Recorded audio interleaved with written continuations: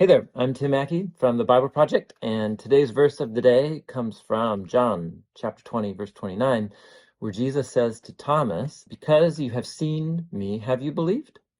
Blessed are those who have not seen and have believed." This is a well-known story where Jesus is talking to his disciples after he's raised from the dead. This is post-Easter.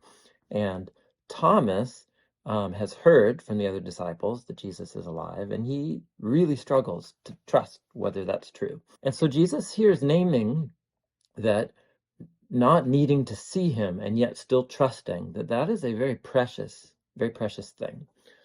I think it's important to say that this story can be made to make people who struggle to trust in Jesus feel second class. But it's a little more nuanced than that, at least I think so, because Thomas does struggle to trust that Jesus is alive from the dead. But notice that Jesus is so merciful to Thomas, and he does appear to him. Jesus is naming that every generation after that first one will be in a position that's not like these disciples. They won't see Jesus in his physical form, and that will require a deeper sense of trust and belief. So faith and reason are not opposite in this case, but it does involve a sense of trust because it happened a long time ago, and I haven't seen it.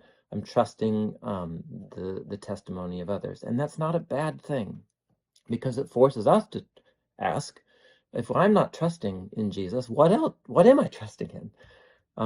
How reliable are the things or the people that I'm trusting in to create meaning and stability in my life?